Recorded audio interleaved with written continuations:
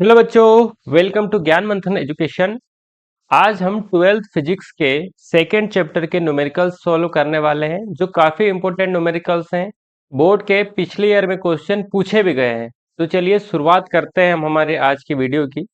पहला जो आपका क्वेश्चन है, 3 माइक्रोफेरेड, 4 माइक्रोफेरेड और 5 माइक्रोफेरेड धारिता वाले तीन संधारित्र पार्श्व क्रम में 120 वोल्ट की बैटरी से जुड़े हैं। संयोजन की कुल धारिता तथा प्रत्येक संधारित्र पर आवेश ज्ञात कीजिए। ठीक है, तो देखिए सबसे पहले तो हम समझते हैं कि ये पार्श्व क्रम होता है क्या, क्योंकि बार ये भी कंफ्यूजन क्रिएट करता है। तो पार्श्व क्रम का मतलब ये होता है समांतर क्रम। ठीक है, समांतर क्रम या पैरेलल में ये जुड़े हैं। मतलब इसका हम डायग्राम बनाएं तो इस तरह से इसका डायग्राम यहाँ पर बनेगा। यहाँ पर एक संधारित्र आपका, फिर दूसरा संधारित्र और एक तीसरा संधारित्र। इस तरीके से ये तीन संधारित्र जुड़े हैं और इनमें जो बैटरी कनेक्ट की गई है वो की गई है 120 वॉट की। तो यहाँ पर जो आपकी बैटरी कनेक्ट रहेगी वो 120 वॉट की यहाँ पर बैटरी कनेक्ट है। ठीक है, इस तरीके का ये बना है। ये 3 माइक्रोफेरेट का है आपका, ये 4 माइक्रोफेरेट का यहाँ पर लगे हैं और ये 5 माइक्रोफेरेट का यहाँ पर संधारित्र लगा हुआ है। तो हमको एक तो पूरे की निकालनी है धारिता, कुल धारिता, और प्रत्येक एक एक की भी संधारित्र की आवेश हमको यहाँ पर ज्ञात करना है। तो चलिए शुरुआत करते हैं। सबसे पहले हम मान लेते हैं कि ये वाला जो हमारा पहला है इसको C1 नाम दे देता हूँ, सेकेंड आपका C2 है और थर्ड वाला संधारित्र अपना C3 है। तो यहाँ मैं लिखूंगा दिया है C1 बराबर 3 माइक्रोफेरेड, C2 बराबर 4 माइक्रोफेरेड और C3 बराबर 5 माइक्रोफेरेड। ठीक है, अब तीनों संधारित्र समांतर क्रम में है तो तुल्य धारिता क्या हो जाएगी, यह यहाँ पर मैं लिख दूं कुल धारिता। जब समांतर क्रम में हो तो समांतर क्रम में जुड़ते हैं तो इसका फॉर्मूला होता है C is equal to C1 plus C2 plus C3। तीनों को हम जोड़ देते हैं तो C बराबर क्या हो जाएगा 3 plus 4 plus 5 is equal to 12 microfarad. ये हमारी कुल धारिता यहाँ पर निकल कर आ जाएगी। ठीक है, अब प्रत्येक की निकालते हैं, एक एक की बोला है इसने तो पहला ले लेते हैं हम। ठीक है, और लिखते हैं यहाँ 3 माइक्रोफेरेड धारिता वाले संधारित्र पर आवेश। ठीक है, तो इसका फॉर्मूला क्या होता है सिंगल निकालने का, तो सिंपल सा formula Q is equal to CV है ना। आवेश बराबर क्या हो जाएगा, संधारित्र गुणित वोल्टेज। तो इनको Q1 हम निकाल रहे फर्स्ट वाला, तो Q1 नाम दे देते हैं और इसको C1 नाम देता है। V तो सब में सेम है क्योंकि पैरेलल लगे हैं, वोल्टेज सब में समान रहेगा तो हमको V को ऐसे ही रख देना है। अब Q1 निकालना है तो Q1 रखिए। C की वैल्यू कितनी है, तो 3 माइक्रोफेरेड है, लेकिन माइक्रोफेरेड में हम यहाँ नहीं रखेंगे, माइक्रोफेरेड में यहाँ पर यूज नहीं करते हम यहाँ पर फेरेड में यूज करेंगे। लेकिन ये किस में दिया है आपको, माइक्रोफेरेड में, तो इसको हम काय में फेरेड में चेंज करने के लिए करते हैं 3 इंटू 10⁻⁻6 फेरेड।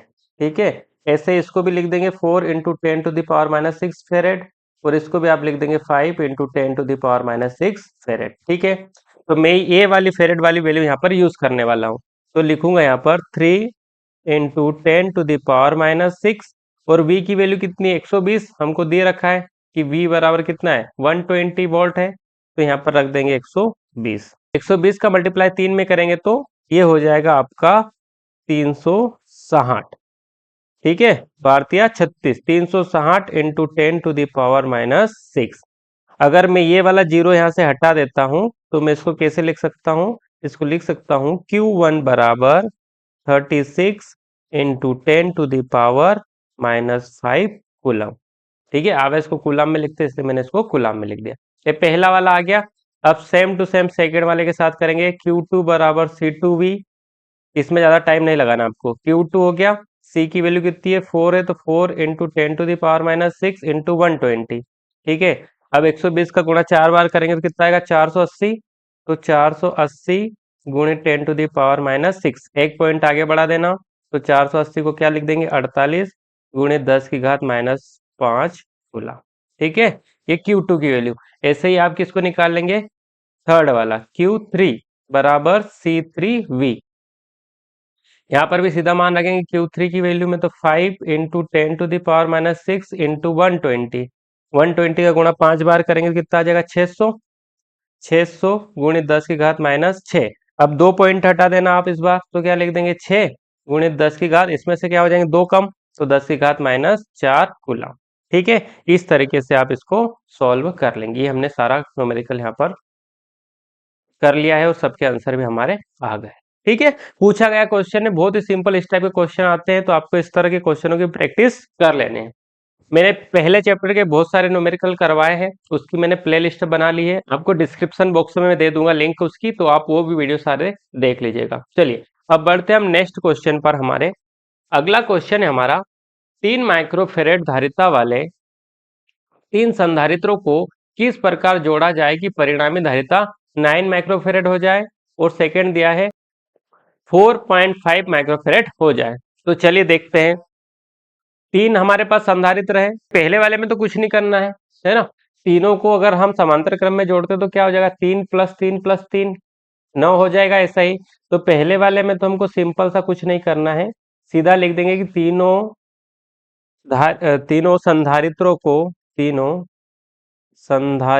को समांतर क्रम में जोड़ने पर, समांतर क्रम में जोड़ने पर।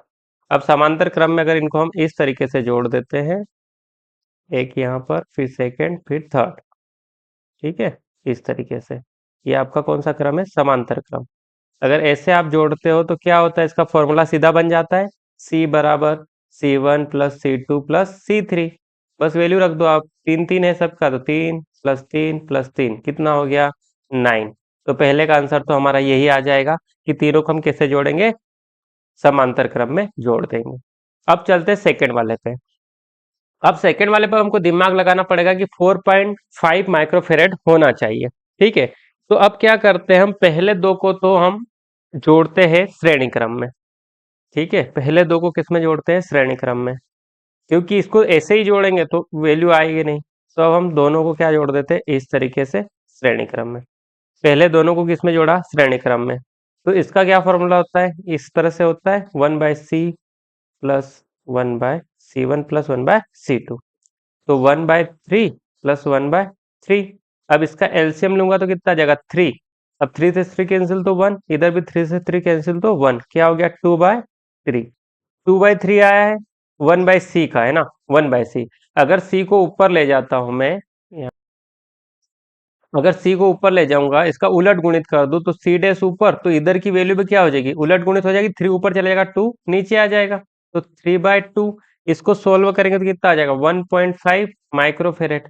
इतना तो आ गया हमारा 1.5। अब कितना कम पड़ रहा है, 3 है ना, क्योंकि 4.5 है, हमारे पास 1.5 आया, मतलब 3 की और कमी है। तो 3 जोड़ने के लिए क्या करेंगे, इसमें हम +3 कर देते हैं। ठीक है, अब तीसरे संधारित्र को क्या करेंगे, इसके साथ यहाँ लिख देते हैं, तीसरे संधारित्र को समांतर क्रम में जोड़ने पर, समांतर क्रम में जोड़ने पर। ठीक है, इस तरीके से समांतर क्रम में जोड़ने पर। तो ये दो तो हमने सॉल्व किए, तो इनकी वैल्यू कितनी आई थी, 1.5, और ये कितना है आपका, 3 है। तो इसका फॉर्मूला क्या बनता है, C1 + C2। C1 की वैल्यू क्या है, 1.5, और C2 की हमारे पास 3 है, तो कितना हो जाएगा, 4.5। और यही हमको निकाल कर उनको बताना था। तो ये भी आपका आंसर आ गया सेकेंड का, माइक्रोफेरेड। ठीक है, इस तरीके से आप आसानी से इसको सोल्व कर सकते हो। और इसका एक ही डायग्राम बनाना हो तो आप इस तरीके से डायग्राम बना सकते हैं। दो को श्रेणी क्रम में जोड़ना है और तीसरे को हम किस में जोड़ देंगे, इसके साथ समांतर क्रम में। इस तरीके से भी आप इसको सोल्व कर सकते हैं। चलिए अब बढ़ते हैं हम अगले क्वेश्चन पर। हमारे अगला क्वेश्चन है, एक समांतर प्लेट संधारित्र की प्रत्येक प्लेट का क्षेत्रफल 50 सेंटीमीटर स्क्वायर है तथा इनकी प्लेटों के बीच की दूरी 2 मिलीमीटर है। संधारित्र की धारिता ज्ञात कीजिए जब प्लेटों के बीच वायु है, और दूसरा दिया है प्लेटों के बीच माध्यम भरा है जिसका परावैद्युतांक 5। दोनों चीजों में हमको यहाँ पर संधारित्र की धारिता ज्ञात करनी है। तो चलिए सबसे पहले हम सॉल्यूशन ही लिखेंगे, सॉल्यूशन हल। प्रश्नानुसार हमको जो जो चीजें दी है वो पहले हम लिख लेते हैं। पहले हमको दिया है प्लेटों का क्षेत्रफल मतलब एरिया दिया है, तो एरिया लिख लेते हैं, कितना है 50 सेंटीमीटर स्क्वायर। फिर हमको क्या दिया है, हमको दिया इनके बीच की दूरी, तो डी लिख देते हैं, इनके बीच की दूरी दी हमको 2 मिलीमीटर, में दी। ठीक है, अब इनको हम पहले तो चेंज कर लेते हैं, पहले तो इसको मीटर में सेंटीमीटर से मीटर में चेंज करें तो क्या हो जाएगा, 50 × 10⁻⁴ मीटर स्क्वायर, और ये हो जाएगी आपकी 2 × 10⁻³ मीटर। ठीक है इतना। अब पहला पॉइंट सॉल्व करते हैं। तो पहला पॉइंट क्या है, प्लेटों के बीच जब वायु हो, ठीक है, प्लेटों के बीच जब वायु हो तो क्या लगाएंगे, फॉर्मूला सीधा लगाते हैं, संधारित्रों की धारिता बराबर होता है C बराबर epsilon not A upon D। Simple formula. Epsilon not क्यों लगाया है, क्योंकि अभी प्लेटों के बीच क्या है, वायु, वायु या निर्वात रहता है, तब हम ये वाली वैल्यू पुट करते हैं। अब आपको एप्सिलॉन नॉट का वैल्यू पता होना चाहिए कि इसका मान कितना होता है। तो इसका मान होता है 8.86 इंटू 10⁻⁻12। ठीक है, तो इसकी जगह यही पुट करता हूं मैं, 8.86 इंटू 10⁻⁻12। पिछले चैप्टर में भी इसकी बहुत ज्यादा रिक्वायरमेंट पड़ती है हमको न्यूमेरिकल करने में। ठीक है, तो वहां से आपको ये पता होगा। और हमको दिया है एरिया, एरिया की वैल्यू कितनी है, तो एरिया है अपने पास 50 × 10⁻⁴। ठीक है, और डिवाइड करना है हमको डी से, तो डी की वैल्यू भी हमको दी है 2 × 10⁻⁻3। ठीक है, इतना हो गया। अब इसको सॉल्व कर लेते हैं। तो इसको सॉल्व करने के लिए क्या करना पड़ेगा, जो ये वैल्यू है 10 वाली, इसको एक साइड लिख लेता हूँ, और जो वैल्यू हमारी सिंपल है उसको एक साइड लिख लेता हूँ। तो 8.86 इंटू 50 डिवाइड बाय 2। और इधर देखिए, जब गुणा होता है तो घाते क्या हो जाती है, जुड़ जाती है। तो 12 और 4 क्या हो जाएगी, 10⁻⁻16। घाते जुड़ गई, और डिवाइड में 10⁻⁻3 ऐसे लिखा। हो गया इतना सा। चलिए अब सॉल्व करते हैं इसको। अब मैं इसको 2 से 50 कैंसिल करता हूँ, 50 को काटता हूँ, तो कितना बच जाएगा, 25 बच जाएगा। तो यहाँ लिख देंगे हम 8.86 इंटू 25, और मल्टीप्लाई में जब 10⁻⁻3 को हम ऊपर लेकर जाएंगे तो ये प्लस की हो जाएगी, प्लस की हो जाएगी, तो 16 में से प्लस के 3 क्या हो जाएंगे, कम हो जाएंगे। तो 10 कितनी बच जाएगी, तो 10 बच जाएगी -13, 13 बच जाएगी, क्योंकि उसमें से 3 क्या हो जाएगी, कम हो जाएगी। ठीक है, अब इसको हम सॉल्व करते हैं, तो ये निकल के आएगा आपका। तो चलिए अब इसको हम सॉल्व कर लेते हैं। तो क्या रखेंगे, 8, मैं पॉइंट हटा के नीचे 100 लिख सकता हूँ, क्योंकि 2 जीरो है, तो नीचे क्या रख देता हूँ, 100 रख देता हूँ, आपको इजी हो जाएगा।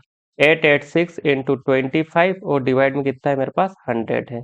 इधर गुणा हो रहा है 10⁻⁻13 का। अब 25 से 100 को काटेंगे, तो 25 चौके 100, और 4 से इसको काट दूं मैं, तो कितनी बार में कट जाएगा, 4 दूनी 8, 4 दूनी 8, 4 एकम 4, 0.2 बचा, तो 4 पंजे 20। इस तरीके से मैं काट दूंगा इसको।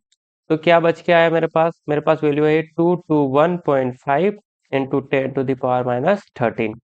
अब मैं पॉइंट को आगे बढ़ाता हूँ, 2 पॉइंट आगे बढ़ा देता हूँ, तो मैं इसको लिख सकता हूँ, सी की वैल्यू चल रही है 2.215। 2 पॉइंट आगे बढ़ाए तो यहाँ से 2 क्या हो जाएगी, कम हो जाएगी, तो इसकी पावर कितनी बच जाएगी, 11 फेरेड। ये वाला आंसर आएगा आपके फर्स्ट ऑप्शन का। ठीक है, अब चलते हैं सेकेंड पर। तो सेकेंड में हमको क्या दिया है, तो सेकेंड में दिया है के का मान हमको 5। सेकेंड में क्या दिया है, के का मान 5 दिया है।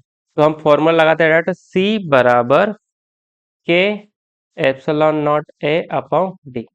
के की वैल्यू हमको यहाँ पर दी है। ठीक है, तो बस हम सिंपल सा क्या करेंगे, देखो अब इतना तो हम सोल्व करके ला रहे हैं, एप्सिलॉन नॉट डी ए, इतना हमने क्या करा, सोल्व करा, यही वैल्यू तो सोल्व की है।